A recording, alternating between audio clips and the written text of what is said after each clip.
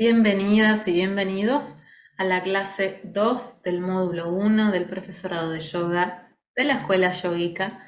Recuerden que estas clases son para uso exclusivo de ustedes, alumnas y alumnos, y no está permitido compartirlas ni subir a ninguna red social.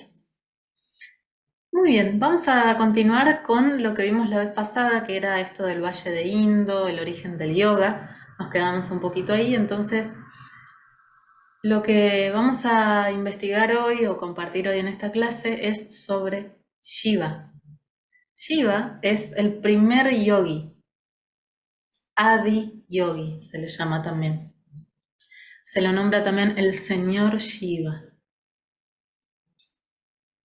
Vieron que en un momento les decía que el yoga no es lo mismo que hinduismo, ¿no? O sea que podemos separar estas dos prácticas y al mismo tiempo podemos unirlas, ¿no? Eso es lo que pasa mucho y que va a suceder muchas veces en todo este recorrido que estamos haciendo para conocer más sobre yoga.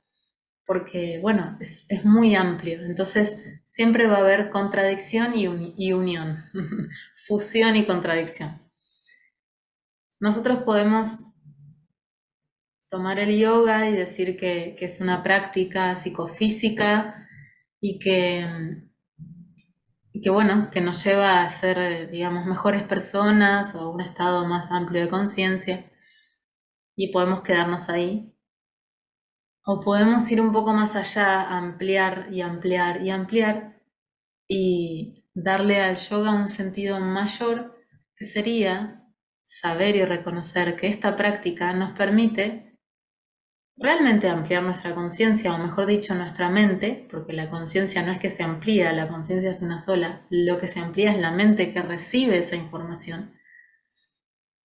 Lo que podemos decir es que yoga nos permite experimentar el estado de unión total con el absoluto o con Dios o con el universo o con la luz o con la energía creadora, como quieran llamarle.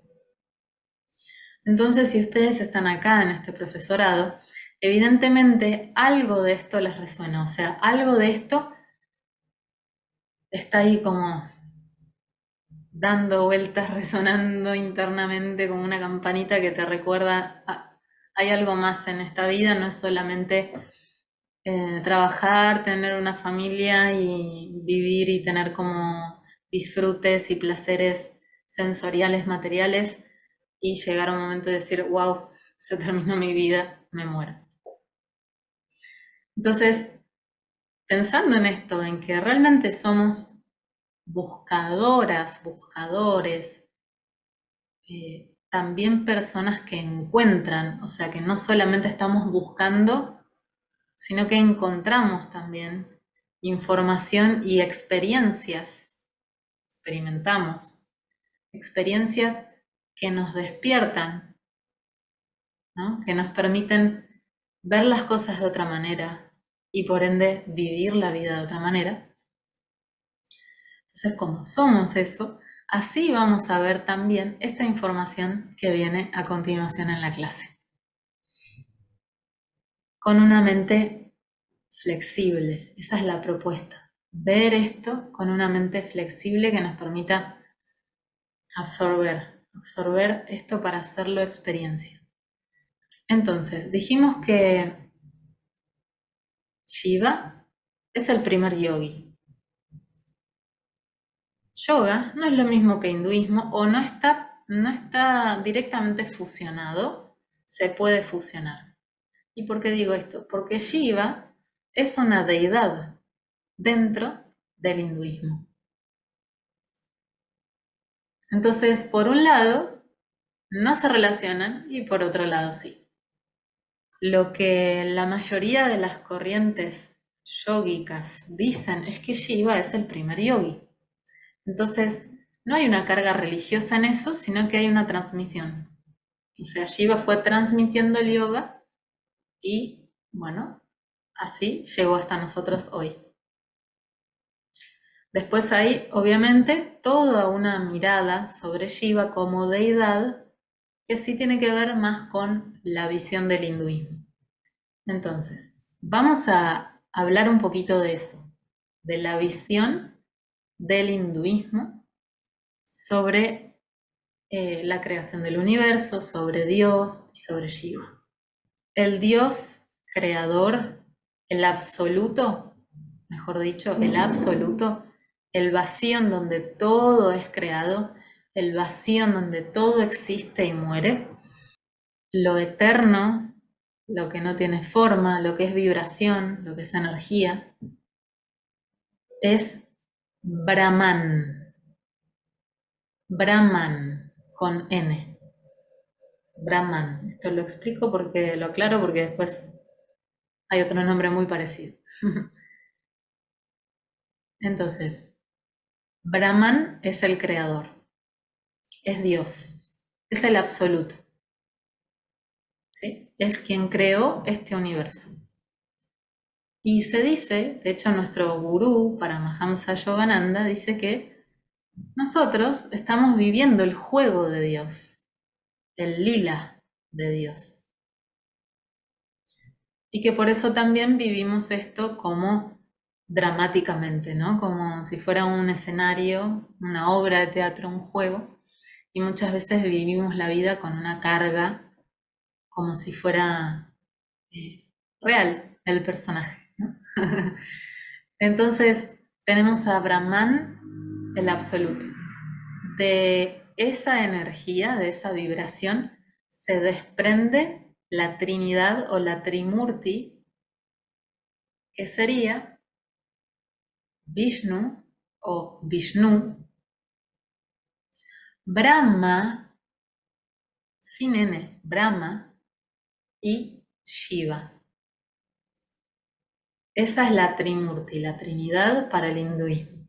Tenemos a Vishnu, que es el preservador de ese sueño de Brahman, es el que está como manteniendo y sosteniendo esa ilusión o ese juego o esa realidad.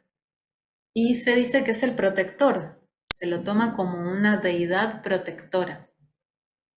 Después tenemos a Brahma, que es el que le da estructura a ese sueño, a esa realidad. Le va dando forma, estructura. Y se dice que es el creador. Esa parte de la Trinidad sería como la creación, de esa energía de crear. Y después tenemos a Shiva, que es la deidad que representa a la destrucción. Pero destrucción, quitémosle cualquier tipo de connotación negativa.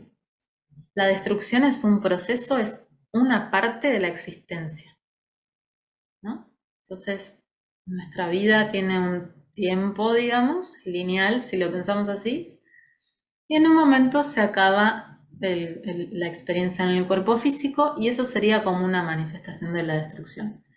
Si tengo un síntoma, hay algo que va a ir en contra de eso para destruir ese síntoma y mantener la salud.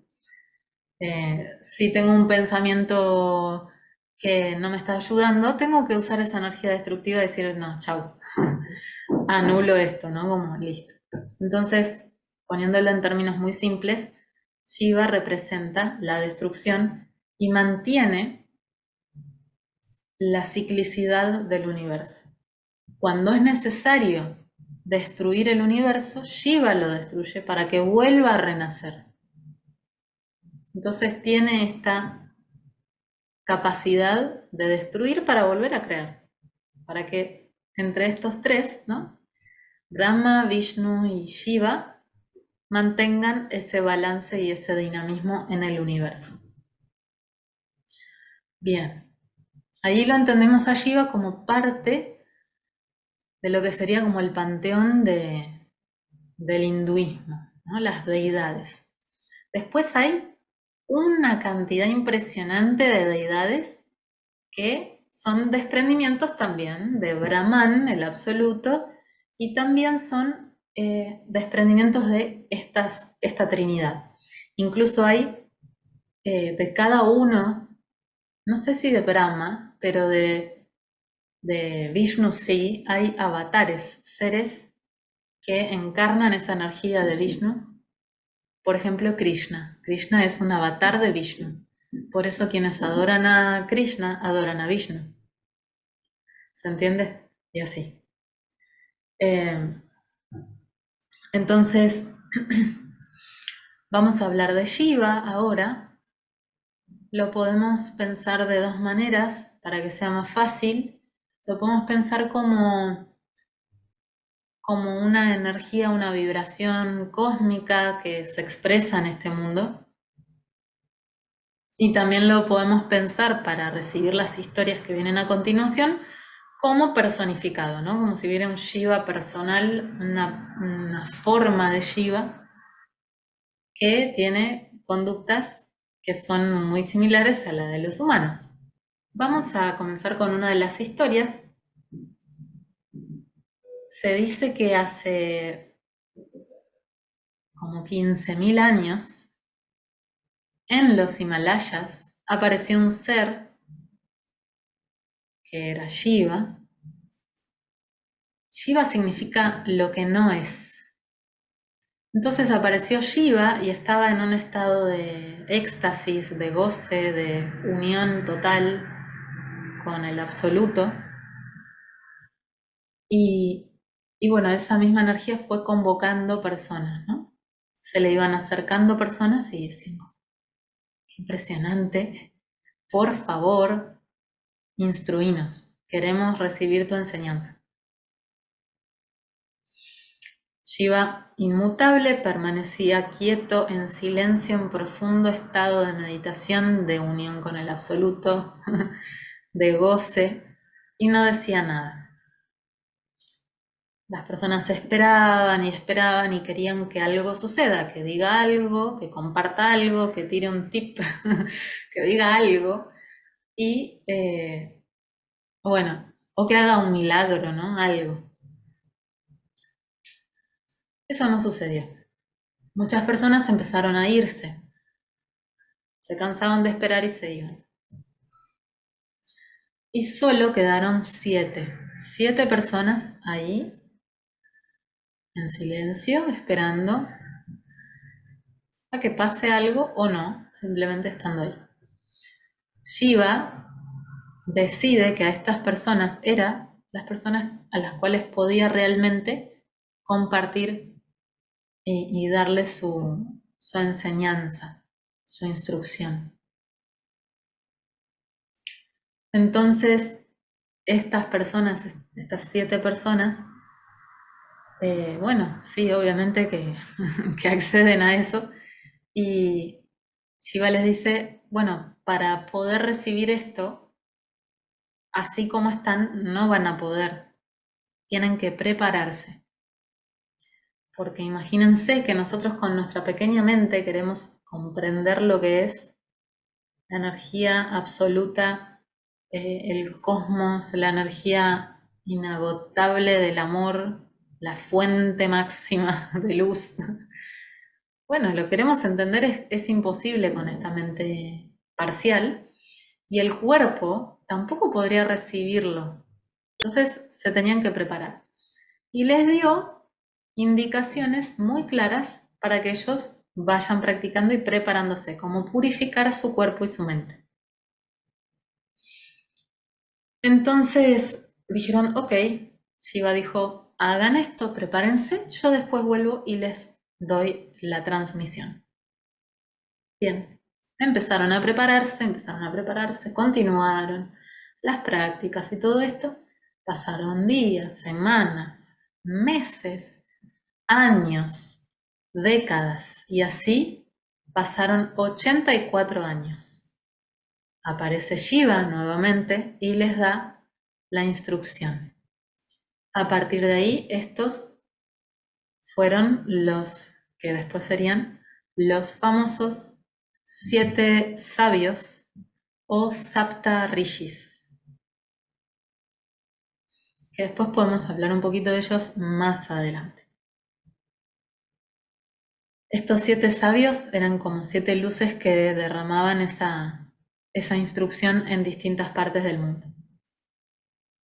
Y además, estos 7 sabios van cumpliendo, digamos, con ese plan de desparramar y difundir la enseñanza de Shiva en sus distintas reencarnaciones. Entonces, pasa un ciclo, cumplen con eso, mueren, vuelven a encarnar con esa misma misión, por decirlo de alguna manera.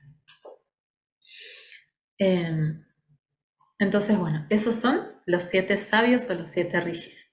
Esa es una de las historias del origen del yoga. Van a encontrar como distintas versiones. Es, como les decía, es como hay que estar abierta, ¿no? Abierto de mente para poder recibir esto, porque en realidad no importa tanto el detalle, sino como la historia general y lo que nos deja, ¿no?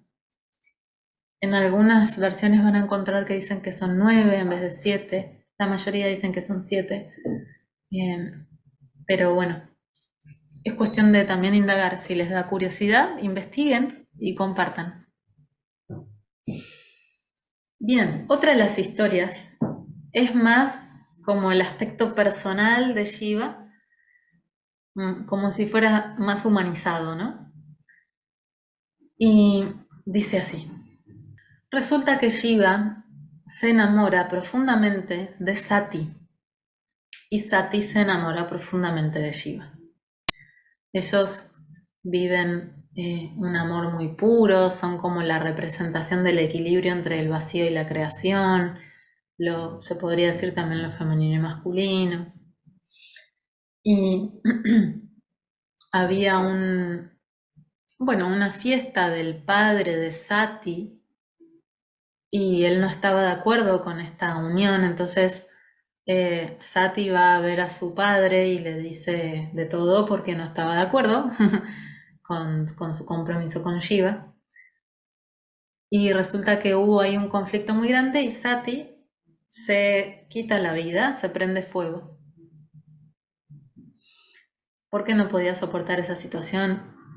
Entonces, bueno, muere. La cosa es que Sati muere. Shiva entra en un enojo muy grande, destruye todo, mata a un montón de gente, después le devuelve la vida a esa gente, reconstruye todo lo que destruyó. Y pasa el tiempo, aparece un personaje que se llama Parvati. Parvati, en un momento en su infancia, una de las personas que convivía con ella, que era vidente, le dice, vos vas a ser la consorte, la esposa del señor Shiva. Shiva era una deidad, o sea, era muy importante. Y entonces Parvati se va preparando para este momento. Resulta que se encuentra con Shiva, Shiva como que no la acepta, le dice que no, bueno, su corazón estaba con Sati y Sati había muerto, estaba muy triste. Y pasa el tiempo, Parvati insiste, insiste, y en un momento ella tiene el recuerdo de su anterior vida. Ella en su anterior vida había sido Sati. Entonces le comenta esto a Shiva y él la pone a prueba. Experiencias en donde ella tenía que discernir. Entonces en un momento aparece un sabio al lado de Parvati y le dice, ¿cómo puede ser que estás haciendo esto que es tan terrible? ¿Por qué estás haciendo esto? Bueno, le dice ella, yo lo estoy haciendo porque estoy queriendo desposarme con Shiva, entonces tengo que hacer esto. Y el sabio le dice, no, pero no podés estar haciendo esto quiere decir que Shiva no te corresponde, ¿cómo te va a hacer este tipo de prácticas que son muy duras? Y Parvati le dice, vos a Shiva no lo conoces, no sabes cuál es nuestra historia, yo en realidad soy Sati y a mí me corresponde estar con Shiva. Bueno, ahí el sabio cambia de forma y resulta que era Shiva que se había hecho pasar por el sabio. Esa fue la prueba que hizo que definitivamente la acepte. Entonces, Parvati estaba junto con una deidad, por lo tanto era su gurú, no era su esposo solamente, era su gurú. Y le pide que le comparta su legado, su instrucción, su enseñanza. Y acá viene la parte en la que la historia es lo que se toma, o la historia que se toma dentro del Hatha Yoga. Hatha Yoga. Se dice que estaba Shiva y Parvati a la orilla del río, y Shiva le está dando la instrucción del yoga, de cómo hacer, de qué hay que hacer, de cuál es el sentido y todo esto. En ese momento, en el río había un pez que estaba muy atento, escuchando la instrucción. Recibió la enseñanza. Una de las historias de las versiones dice que Shiva se dio cuenta e hizo que ese pez se convirtiera en ser humano. Y ese ser humano se llamó Matsyendranath o Matsyendra, el señor pez o el señor de los peces. Hay una postura de yoga que se llama Matsyendra. Entonces, otra de las versiones es que, que es muy graciosa, que Matsyendra había sido comido por un pez, o sea, un pez muy grande. Y Matsyendra estaba ahí paradito en el estómago del pez. Y que Shiva fue a impartir la enseñanza al fondo del río para que no la puedan escuchar otras personas. Pero Matsyendra estaba ahí en el estómago del pez escuchando. Recibió la enseñanza, resulta que pescan ese pez y sale Matsyendra del estómago del pez ya con toda la instrucción del Hatha Yoga. Bueno, esa es la historia. Resulta que, además, o sea, estos son los primeros dos discípulos, Parvati primero y Matsyendra. Los primeros dos discípulos de Shiva, dentro de esta historia. Y después Matsyendra tuvo otros dos discípulos. Uno de ellos fue el más popular, que se llama Goraksha o Gorakshanath. Y Goraksha fue el que hizo como la difusión más grande, y a partir de él como que se formó una gran masa de practicantes de yoga, y a toda esa corriente de Goraksha se lo llamó los Natha Yogis. Natha Yogis. Ese es el origen del yoga. Nosotros podemos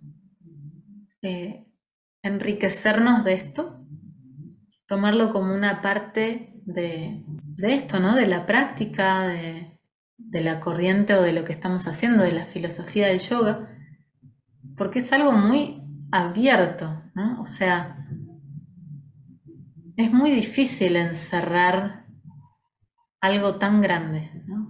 como es el yoga. Y todo esto está relatado en lo que son los Vedas o los Puranas, que son los textos que al principio eran de transmisión oral y después los empezaron a transcribir, donde están estas historias de las deidades, las distintas experiencias o desafíos que tenían. Hay un montón de historias y situaciones que nos permiten vernos a nosotros como seres humanos, o sea, relatos que nos espejan y nos dan la posibilidad de reflexionar y ampliar la mirada, ampliar la mente. Y también hay muchas historias donde por ahí hay cosas que nosotros, viéndolo con una mente dual, podemos juzgar, ¿no? Como, uy, qué mal esto que está haciendo Krishna, qué mal esto que dijo Shiva, ¿no? Pero todo eso es parte de la experiencia de leer estos textos que son para ampliar nuestra mente, nuestra percepción, nuestra mirada. Bien, esa es la historia de cómo comienza el yoga, gracias a Shiva o Adi Yogi, a Parvati, a Matsyendra Goraksha, y así sucesivamente fue pasando y fue pasando y fue pasando. Y hay un montón de maestros que podemos ir investigando. Les recomiendo que vayan con calma, porque esto es como las mamushkas, o sea, parece que no termina más, ¿no? O sea, vamos abriendo y abriendo y abriendo y de un maestro se abre una corriente y una forma y uno dice que no, que hay 7 formas de purificación, otros dicen que hay 32, otros dicen que hay que practicar una cantidad de veces tal postura, otros dicen que otra, uno dice que hay que meditar solamente, otros dicen que sí o sí hay que hacer posturas, o sea, hay muchísimo. Entonces vamos con calma. Nosotros acá en el profesorado les vamos a presentar varios maestros para que ustedes indaguen. Si alguno de estos les resuena más, pueden simplemente quedarse con ese, investigar ese. No es que tienen que investigar todo y atorarse de información. No es la idea. No hay que atorarse. Esto no es para eso. Esto es para digerir, para degustar, para absorber y para practicar. Que sirva para eso. Muy bien. Hasta aquí, entonces, por hoy, muchísimas gracias. De nuevo pido disculpas por si hubo algún error, alguna palabra maldicha, algún concepto medio confuso o la reiteración. Yo también estoy aprendiendo a hacer esto y me alegra mucho que ustedes puedan recibirlo. Así que cualquier cosa, duda que tengan, me pueden consultar. Muchísimas gracias y nos vemos muy prontito.